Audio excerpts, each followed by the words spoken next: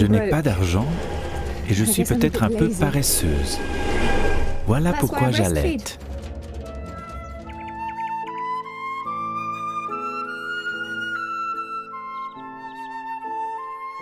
Et ils disent que c'est bien également pour le bébé.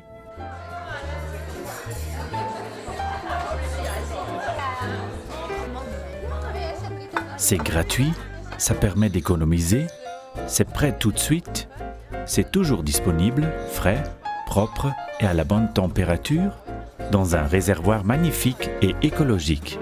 Le lait maternel est fait pour les bébés. Et ça a toujours été le cas. Le sein ainsi que le lait maternel ont une forte position aujourd'hui. Les femmes allaitent dans de nombreuses situations. Elles allaitent, quel que soit leur environnement culturel. Et elles allaitent les bébés et les tout-petits.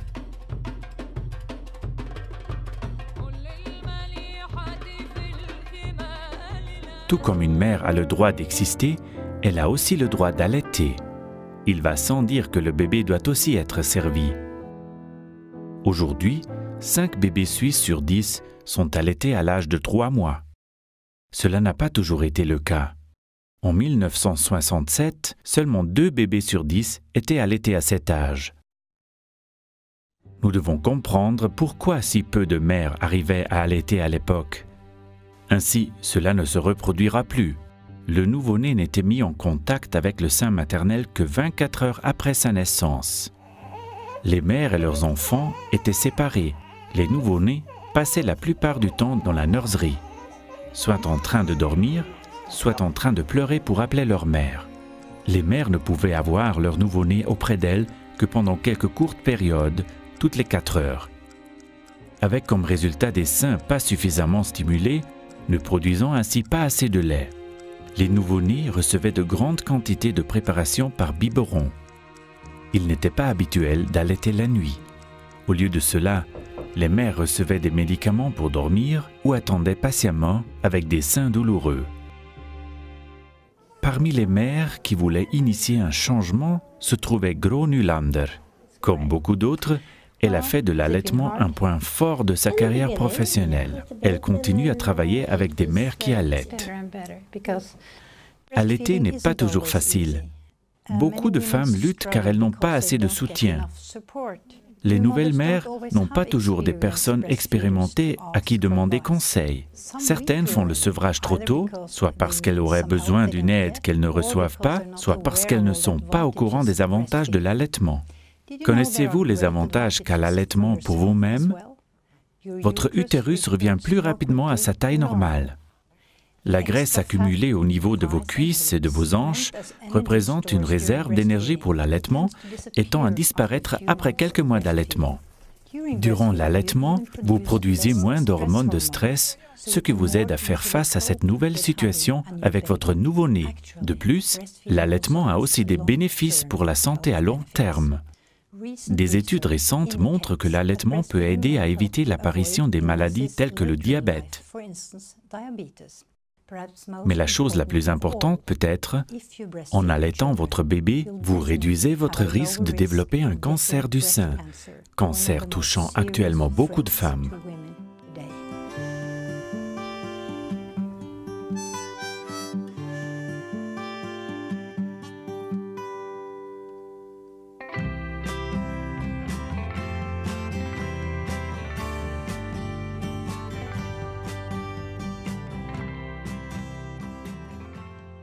Les seins varient en forme et en taille.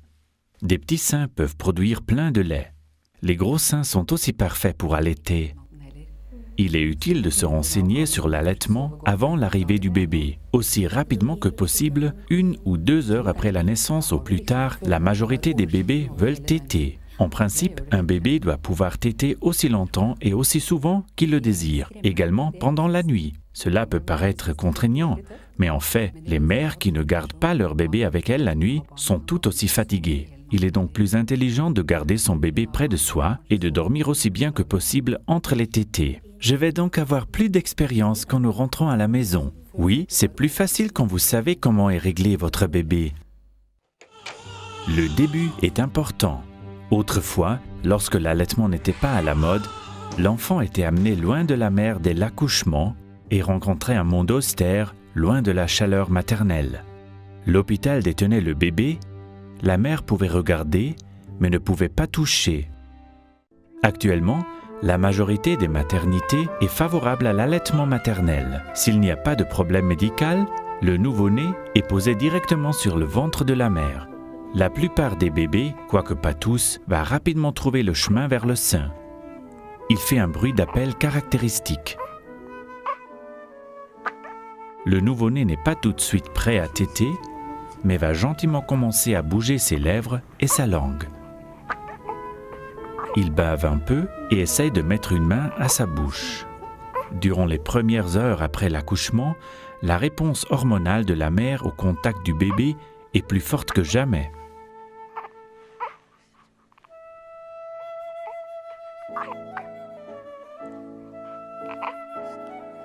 Il essaie encore. Il n'abandonne pas. Presque. Il a trouvé le sein juste par lui-même. Il est naturel d'aider le bébé à venir au sein lorsque l'on remarque des signes montrant qu'il est prêt, comme ici. Tournez le bébé vers vous, face à face. Rapprochez-le tout contre vous. Regardez sa bouche. Le nez du bébé est au niveau du mamelon. Laissez-le chercher, trouver sa voie et ouvrir grand la bouche pour prendre de pleine bouche le sein. Sa lèvre inférieure est retournée vers l'extérieur. Le menton est posé contre le sein et le bébé peut facilement respirer car il y a un petit passage d'air vers le nez. Le mouvement intense de succion peut se voir sur toute la joue jusqu'aux oreilles.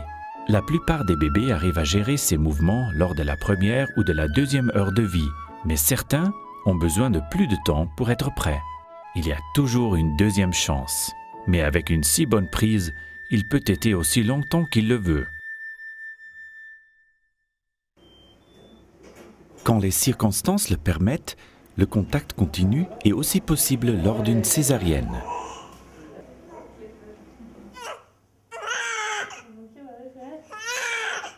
Sans prévenir, le bébé est tiré hors de l'utérus de sa mère.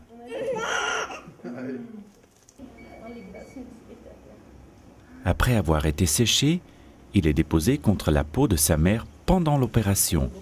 Maintenant, tout semble aller beaucoup mieux. Il est rassuré par des odeurs et des sons familiers et il peut commencer à chercher le sein juste au bon moment. Le solide petit bout de chou a rapidement trouvé son chemin et continue son travail hardiment. Même une fois l'opération finie et la mère découverte, le bébé reste avec elle.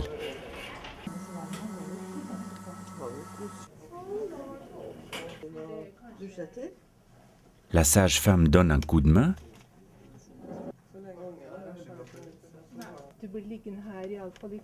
Pendant que la mère est en surveillance post-opératoire, le père est responsable du bébé si la sage-femme s'absente.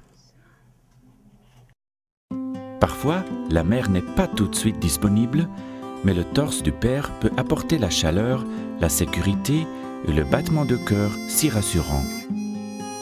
Mais peu importe la manière dont le bébé vient au monde, il doit être mis le plus rapidement possible, peau contre peau, avec sa mère. Le bébé reste au chaud dans ce petit nid maternel. La température de la peau de la mère augmente lorsque le bébé est placé sur sa poitrine et le bébé acquiert plus rapidement une température corporelle normale. Même une couveuse de bébé ne fera pas augmenter la température du bébé si rapidement, sans parler d'être émitouflé dans un berceau à part. Une température basse et les pleurs demandent beaucoup d'énergie et peuvent causer une diminution de sucre dans le sang du bébé. Garder son nouveau-né contre soi est agréable pour la plupart des mères et les enfants en profitent de multiples façons, surtout les prématurés. Les bébés qui restent peau contre peau pleurent moins. On peut mesurer un taux d'hormones de stress réduit chez la mère et l'enfant, et les seins reçoivent des signaux précoces pour la production de lait. Pourquoi est-il si important pour l'enfant de recevoir le lait maternel aussitôt que possible? Tous les mammifères produisent du lait qui correspond spécialement à leur progéniture. C'est aussi le cas pour les humains. Le lait maternel est fait sur mesure. Que dit le pédiatre à ce sujet? Le docteur Morten Grön s'occupe de nouveau-nés en bonne santé et de ceux qui sont malades. Y a-t-il une grande différence entre mon lait et les laits de substitution commerciaux? Oui, en effet. Les laits de substitution sont faits à partir de lait de vache et ne contiennent pas une grande partie des éléments qui se trouvent dans le lait maternel. Le lait maternel est la meilleure nourriture pour le bébé et il est parfaitement adapté à ses besoins. Sa composition est idéale. Le lait maternel contient des substances importantes pour la maturation du tube digestif et aide ainsi à absorber la nourriture plus rapidement. La composition change au fil de chaque repas, selon l'heure de la journée et l'âge de l'enfant. Les acides gras contenus dans le lait maternel sont très importants pour le cerveau qui continue à se développer après la naissance, particulièrement durant les premières années de vie.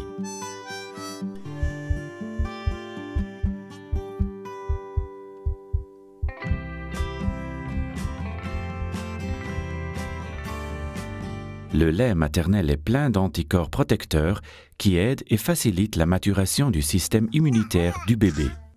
Le lait maternel réduit l'incidence et la sévérité de nombreuses infections. Par rapport aux bébés nourris avec les préparations de substitution, les nouveau-nés allaités ont moins de risques d'attraper de fortes diarrhées et des infections urinaires. Ils ont aussi moins ou de moins sévères infections comme les pneumonies, les bronchites, les grippes et les otites, et ils gardent pendant des années un risque diminué de développer des infections pulmonaires. Pour les enfants prématurés particulièrement, le lait maternel apporte une grande protection contre les infections potentiellement mortelles dans la vie future.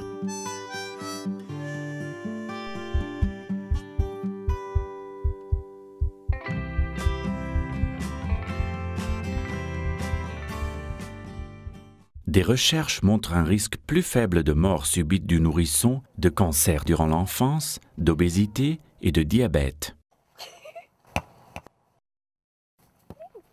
Même à l'âge adulte, vous restez mince, avec un risque réduit de diabète et de maladies intestinales si vous avez eu la chance d'avoir été allaité.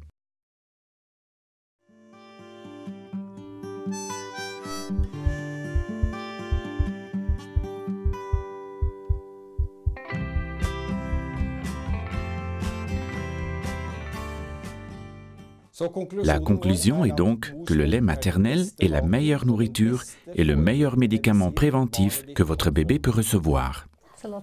Comment faire pour produire assez de lait pour votre enfant? Aujourd'hui, nous savons que plus vous allaitez, plus vous produisez de lait. Facile à dire, mais commencer avec un nouveau bébé peut être exigeant. Le bébé a besoin d'être en contact et d'être allaité même pendant la nuit.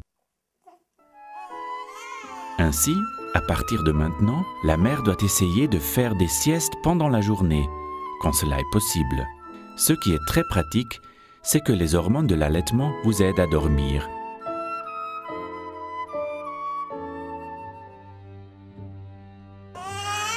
C'est fatigant d'être réveillé par le bébé, mais d'un autre côté, la plupart des bébés et des mères dorment très profondément après l'allaitement. Peu de repos et beaucoup de demandes. Ça peut paraître épuisant. Beaucoup de nouveau-nés veulent téter souvent après un jour ou deux. Ils ont besoin de s'exercer pendant que le sein est encore souple. Et les petites portions fréquentes aident à prévenir des infections. Qui croirait que c'est la même mère quelques jours plus tard? Chez les mères qui allaitent pour la première fois, la montée de lait se fait en général autour du 3e jour, mais chez celles qui ont déjà allaité, ça arrive plus tôt. Quand le bébé se sent gentiment en sécurité contre un corps qui lui apporte de la chaleur et de la nourriture, tout commence à aller mieux. Le premier lait est le colostrum, généralement jaunâtre. Progressivement, il devient blanc. Le colostrum stimule la digestion. Les premières selles sont en général presque noires. Elles deviennent graduellement jaunes. De fréquentes selles, de préférence plusieurs fois par jour, durant les premières semaines, sont un signe que le bébé reçoit assez de nourriture. Plus tard, les selles peuvent s'espacer de plusieurs jours. Il est normal pour le bébé de téter fréquemment. En général, toutes les quelques heures durant les premières semaines, ce qui signifie environ 8 à 12 fois par jour. La plupart des femmes ont besoin d'au moins 2 heures au total d'allaitement efficace par 24 heures pour produire assez de lait. Certains enfants sont très efficaces au sein et ils vont arrêter quand ils n'auront plus faim ou vont demander à continuer sur le sein numéro 2. D'autres ont besoin de beaucoup de temps. De toute façon, la tétée à la fin de l'allaitement, avec de petites pauses entre-temps, peut apporter beaucoup de calories dans un petit volume, car le lait de fin de tétée contient en général plus de graisse. Il est particulièrement important d'allaiter les bébés qui ont la jaunisse. Le bébé montre son intérêt bien avant de pleurer. Regardez ses paupières, sous lesquelles les yeux commencent à bouger. La langue devient active et le bébé fait des petits bruits. Une main va vers la bouche et les lèvres commencent à chercher. Maintenant, il ouvre les yeux, mais il est toujours calme. Un bon moment pour mettre le bébé au sein. S'il ne reçoit pas ce qu'il veut maintenant, il va commencer à se tortiller. Finalement, il devient assez agité et il peut être difficile de mettre au sein un bébé en pleurs. Si vous gardez votre bébé proche, il est plus facile de reconnaître ce signal « Je suis prêt ». Il est important d'être confortablement installé pendant l'allaitement. Quand vous êtes couché, il est souvent mieux d'avoir l'épaule contre le matelas et d'avoir l'oreiller qui soutient votre tête. Approchez votre bébé contre vous, face à face. Laissez la tête du bébé reposer contre le matelas, pas contre votre bras, afin de ne pas fléchir son cou. Si vous avez des problèmes pour vous retourner, le bébé peut être posé sur un coussin ferme et téter le sein du haut. Puis enlevez le coussin et allaitez depuis le sein du bas. Assis dans le lit et le dos appuyé, n'est en général pas une position idéale pour allaiter. Le sein sera aplati et ce sera plus dur pour le bébé d'avoir une bonne prise. Une exception peut être faite si le bébé ne montre pas d'intérêt pour le sein. Si le bébé est mis peau à peau contre la poitrine de la mère, ses instincts peuvent être activés.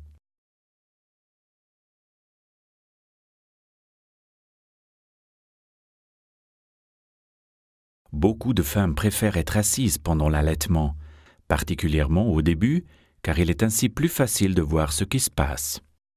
Une chaise avec un dossier relativement droit et des accoudoirs peut bien convenir. Soyez sûr que vos pieds sont posés au sol et que le bras qui tient le bébé est soutenu. Beaucoup de femmes commencent par utiliser leurs cuisses comme soutien. Certaines se montrent très inventives. Voici une position à l'envers pour allaiter le bout de chou qui vient de se réveiller de sa sieste. Le plus facile pour le bébé est d'être couché face au sein, généralement ventre contre ventre, mais si le sein tombe plus bas, il faut ajuster la position du bébé. Certaines femmes utilisent un coussin de positionnement, particulièrement avec des jumeaux, ou pour soutenir leurs propres bras. La position berceuse classique est de poser la tête du bébé dans le creux de votre bras pendant que vous allaitez. Il peut toutefois être utile d'aider votre bébé en glissant l'autre main sous sa tête. Beaucoup trouvent plus pratique de tenir le corps du bébé dans la position face à face. Si le bébé a le nez bouché ou s'il est remuant, vous pouvez essayer de le tenir debout. Regardez comment le bébé plie légèrement le cou en arrière. Cela lui permet de dégager le nez. Ça peut également servir dans d'autres situations. Parfois, on a l'impression que le bébé ne peut pas respirer.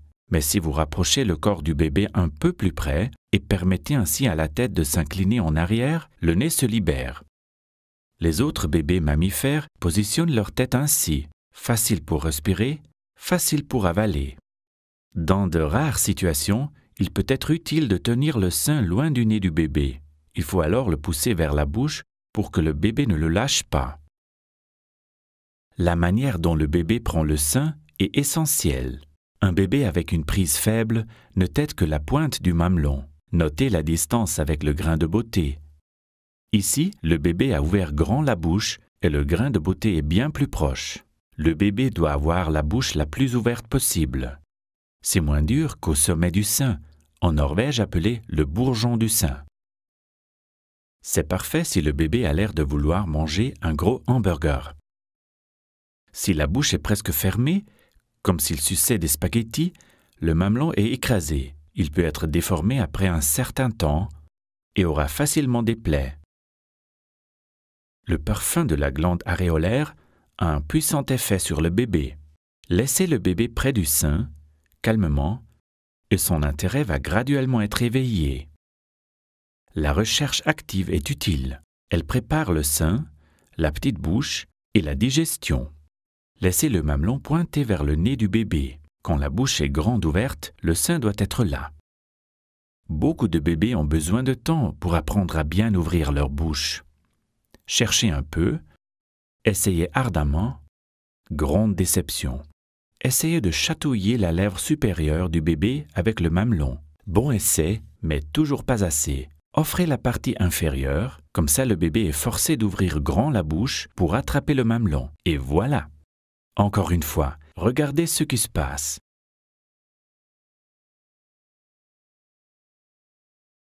Tentation, reniflement, recherche, encore un câlin, recherche sous le mamelon, ouvrir grand pour l'attraper, une bonne prise. Certains petits sont trop somnolents, même quand ils ont besoin de nourriture. Maman, puis papa, essayent de le stimuler un peu. Pas de stress.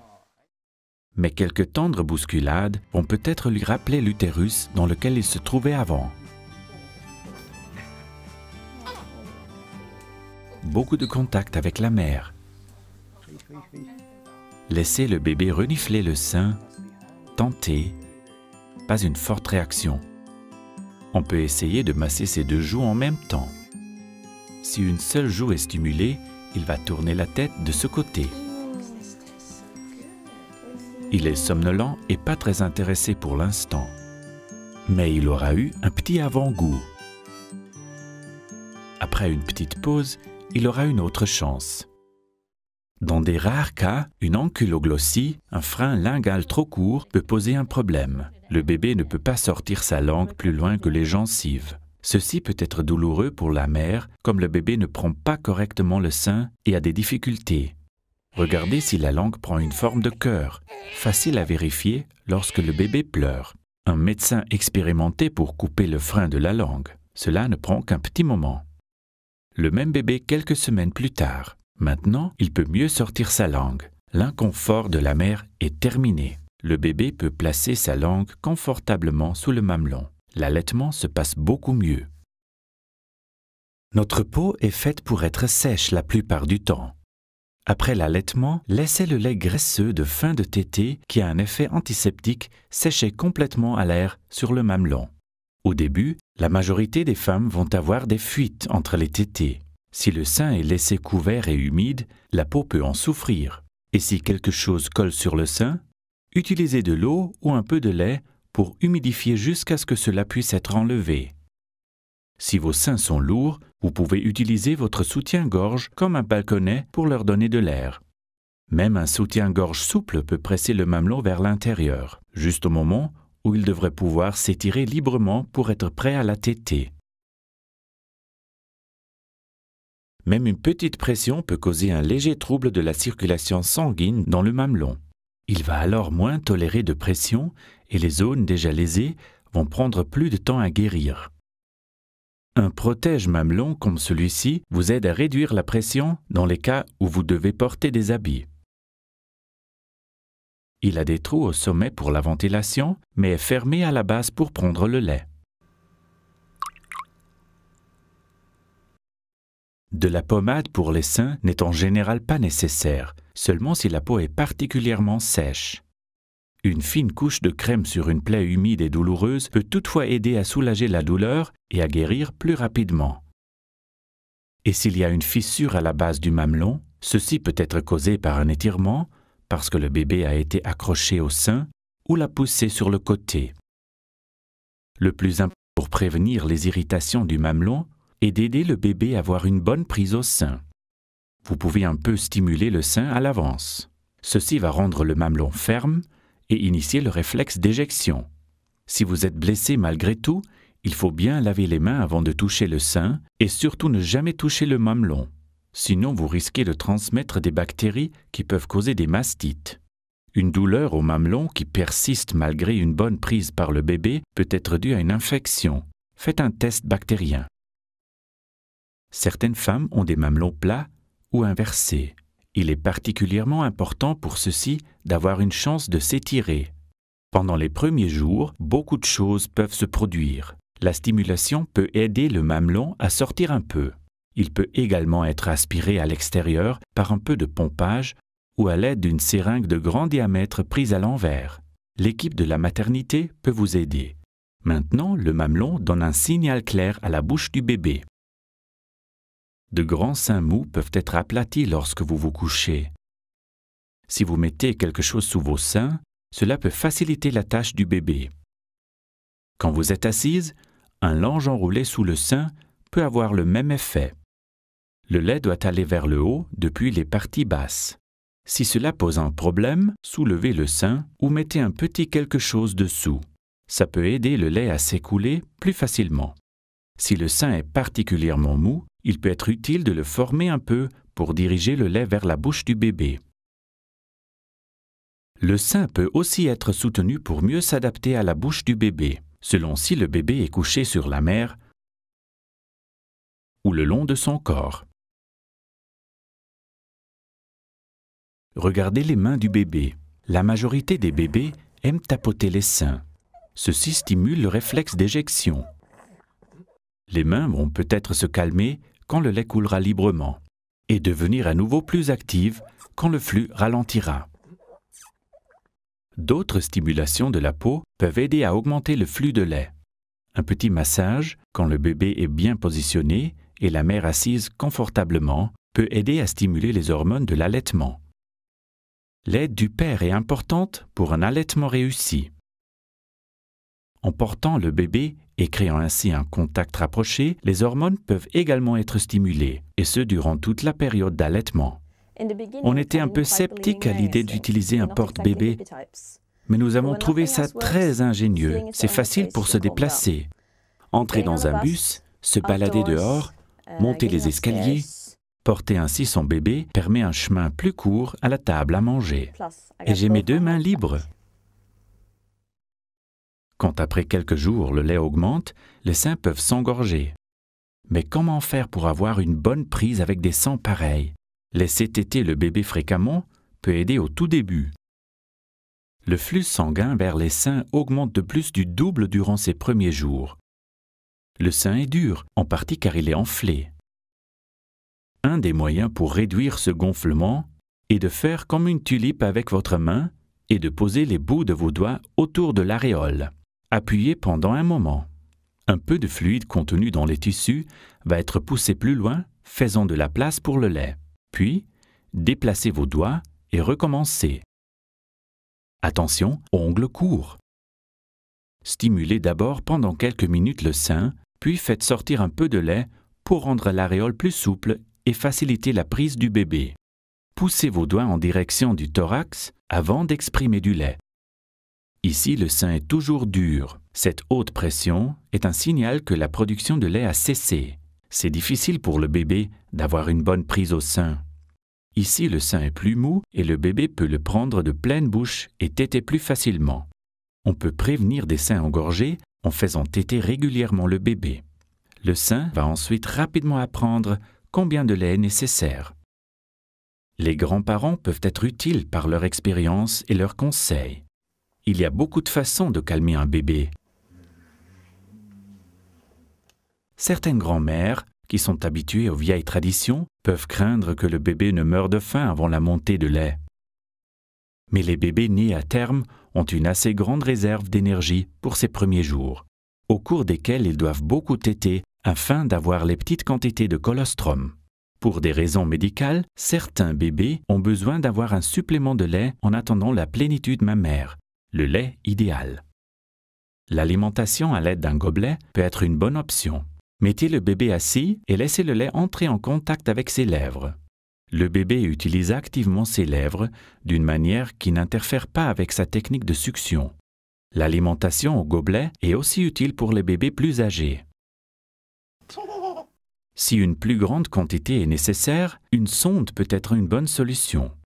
Le sein est stimulé, le bébé s'entraîne en même temps et est encouragé en recevant plein de lait. Une des extrémités de la sonde vient placer dans un récipient. Il n'y a pas mieux pour le bébé que d'être uniquement nourri au sein au début. Apprendre à téter à l'aide d'une sucette ou d'un biberon avec une bouche presque fermée peut poser problème à certains bébés. L'apprentissage de la tétée se fait mieux avec une bouche grande ouverte.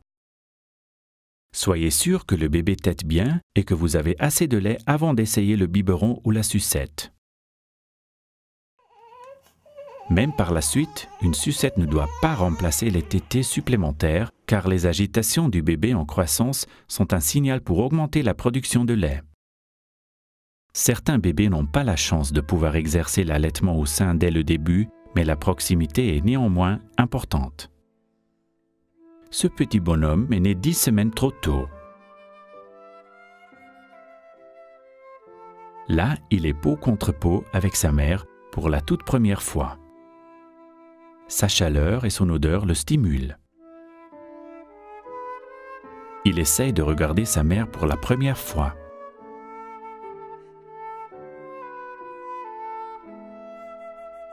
Il a toujours ses poils de la vie fœtale, le lanugo. Sa peau n'est pas encore mature et tellement fine qu'on voit le sang juste en dessous. Il aurait dû rester plus longtemps dans l'utérus. Mais tout de même, il s'intéresse au sein de sa mère. La mère fait sortir un peu de colostrum qu'il lèche immédiatement. En le laissant coucher sur le sein alors qu'il est alimenté par sonde, il apprend à faire le lien entre le sein et le fait d'être rassasié. Sa prise d'oxygène est meilleure près du sein que dans la couveuse. Et il a une bien meilleure couleur maintenant. Tous ses sens sont stimulés. Il est heureux. Quand vous êtes séparé de votre enfant, il est agréable d'avoir quelque chose avec vous qui vous rappellera votre bébé. Avant de pomper votre lait ou de l'extraire manuellement, les seins doivent être préparés. Ainsi, il donne plus de lait. Essayez ce qui vous convient le mieux. Caressez doucement la peau. Tapotez avec le bout de vos doigts. Secouez. Tapotez. Stimulez directement. Gardez les mains propres et restez loin de la pointe du mamelon. Pour bien commencer, quand le bébé ne peut pas téter, vous devez pomper ou extraire manuellement le lait de préférence 8 fois par jour, pendant un total d'environ 2 heures.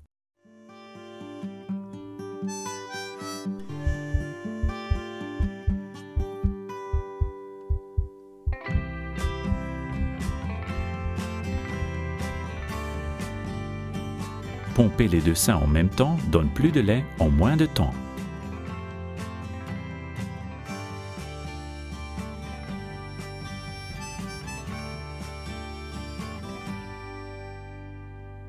L'extraction manuelle ne demande pas de matériel. Pour beaucoup de femmes, c'est le moyen le plus rapide pour extraire le lait.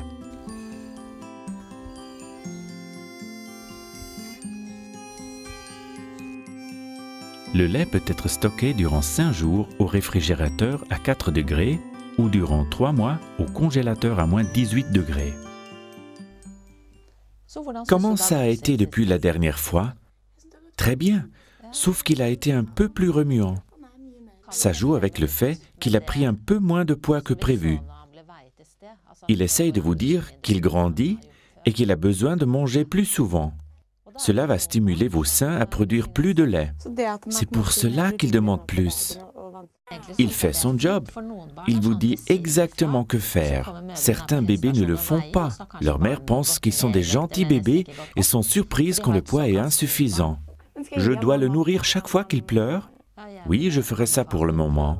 Faut-il donner un nombre précis de tétées? Non, car cela dépend de combien vous le nourrissez réellement. Nourrissez-le quand il le demande, sans compter. C'est donc la meilleure chose à faire. Que faire si un bébé allaité qui paraissait satisfait jusqu'à ce jour devient soudainement moins calme et difficile, plus particulièrement l'après-midi et le soir? Peut-être que la solution est d'allaiter plus. C'est facile et réconfortant. Même si les seins semblent vides, le bébé reçoit du lait et envoie un message clair au sein d'en produire plus. La majorité des mères vont faire l'expérience du temps où le bébé est particulièrement demandant. Je n'étais pas préparée à ces jours-là. Certains jours, je ne pouvais qu'annuler les autres plans et rester au lit, commander à manger et allaiter. Puis, le lait est venu et maintenant je suis même donneuse de lait. En résumé, cela paye toujours d'écouter le bébé et de répondre à ses signaux, même si ce n'est pas toujours pratique pour la mère. Pour la première fois de votre vie, vous devez vous préparer à vous lever plein de fois pour un tout petit bout de chou. La majorité des bébés a besoin d'être allaités la nuit pendant plusieurs mois. Ici, le berceau est fixé solidement au lit double. Avec les matelas à la même hauteur, vous pouvez facilement tirer le bébé vers vous. Si le bébé dort près de vous, il n'y a pas de problème à tirer la petite chose toute chaude contre votre sein. Cela peut être fatigant, mais l'allaitement pendant la nuit a de nombreux avantages. Plus de lait et plus d'hormones favorisant le sommeil. Cela vous aide à bien dormir entre les tétées. Des études montrent que les femmes qui n'allaitent pas sont tout aussi fatiguées que celles qui allaitent. Un bébé est plus calme lorsqu'il est près de ses parents. Il est utile de coucher le bébé qui doit être allaité proche de la mère, tant que vous n'êtes pas fumeuse ou sous l'influence d'alcool ou de drogue et que le bébé n'a pas trop chaud, donnez-lui plein d'espace, sa propre couverture et de l'air frais. L'allaitement nocturne prévient les seins durs et engorgés au matin. Parfois, une région du sein devient très sensible et peut être un peu rouge et enflée. Le plus souvent quand vous revenez à la maison après le séjour à l'hôpital. Généralement, cela est dû à des canaux lactifères bouchés. Mais si vous développez une haute fièvre ou des symptômes grippaux, vous avez peut-être une mastite. Que tel soit le cas ou non, la chose la plus importante est que le lait continue à couler. Votre bébé est la meilleure aide qui soit et la qualité du lait est toujours la même. Quand le lait arrive, et pas avant, vous pouvez masser gentiment votre sein en direction du mamelon jusqu'à ce que la région endurcie se ramollisse. Parfois, il est bien d'allaiter à l'envers par rapport à l'habitude. La partie du sein où la mâchoire inférieure du bébé travaille est celle qui est la mieux vidée. Positionnez le menton du bébé vers la région qui est indurée pour la ramollir. Parfois, il semble impossible de faire sortir le lait. Une bouillotte chaude, une douche ou un bain chaud peuvent aider. Plonger le sein dans l'eau chaude soulage la douleur. Et souvent, après un moment, le lait commence à couler tout seul. Essayez de faire sortir le lait toutes les 2 heures pendant 24 heures, d'une manière ou d'une autre. Assurez-vous que le sein devient de plus en plus mou à chaque fois. S'il n'y a pas d'amélioration, et si vous avez de la fièvre, vous devez consulter un médecin. Il peut être utile d'apporter un échantillon de lait. Lavez vos seins soigneusement avec de l'eau bouillie. Jetez les premières gouttes de lait, puis essayez de mettre le lait directement dans un récipient stérilisé. Vous pouvez en général continuer à allaiter même si vous prenez des antibiotiques. Une petite quantité de ceci va passer dans le lait, mais cela n'est pas grave pour votre bébé.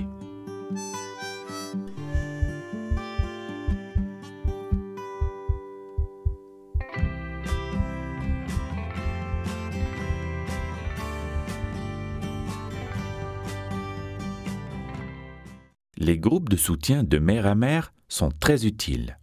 Essayez de trouver des informations sur Internet ou appelez une maman expérimentée pour recevoir des conseils sur l'allaitement. Les groupes de soutien aident beaucoup de femmes qui autrement abandonneraient. Même si vous avez arrêté d'allaiter mais que vous voulez recommencer, votre production de lait redevient normale avec un peu d'aide du bébé demandeur, un allaitement fréquent, un contact peau contre peau et éventuellement même avec un tube alimentaire fixé au sein. Pas tout le monde n'a du lait à donner, mais le bébé peut recevoir de la chaleur et un contact rapproché. Certaines mères sont incapables d'allaiter leur bébé, par exemple à cause d'une réduction mammaire, de troubles hormonaux, d'une maladie ou de forts médicaments. Si vous faites partie de celles qui ne peuvent pas allaiter malgré tout lait du monde, vous serez contente de savoir qu'il existe des substituts adéquats au lait maternel. Le bébé est bien nourri, et reçoit plein de tendresse et de contact peau à peau.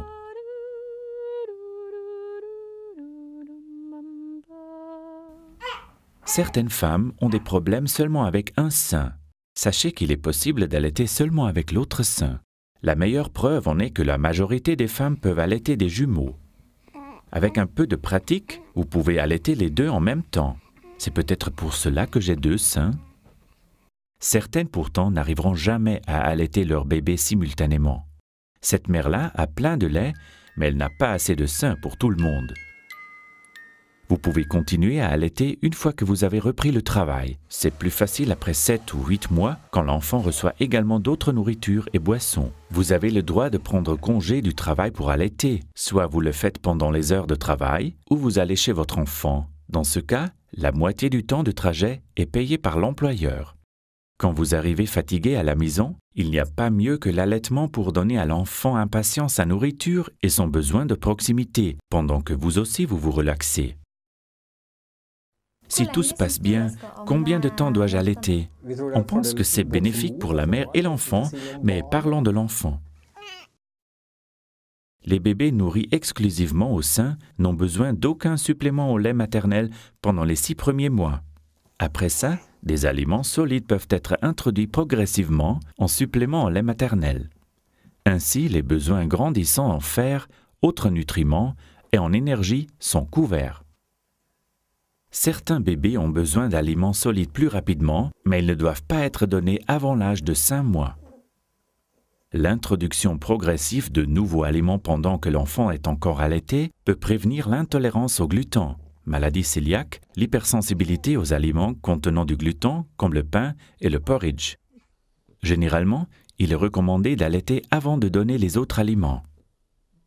L'Organisation mondiale de la santé recommande l'allaitement durant les 2 premières années de vie.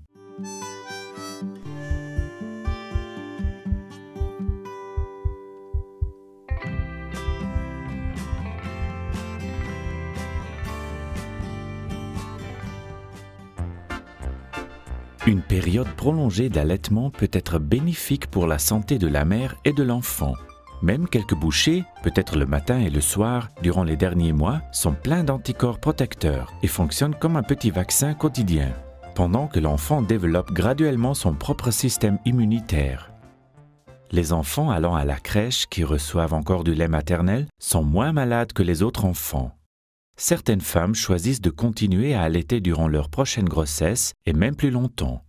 Cela peut bien marcher, mais l'allaitement doit être stoppé si des contractions prématurées surviennent. Bien sûr que toute la famille doit se sentir à l'aise avec cette situation et le nouveau bébé doit avoir la priorité.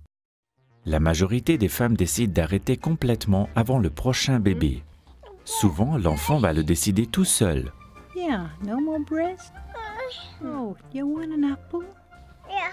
Oh, so good. Évidemment, il est fatigant d'avoir un jeune enfant qui demande de l'attention et de la nourriture jour et nuit.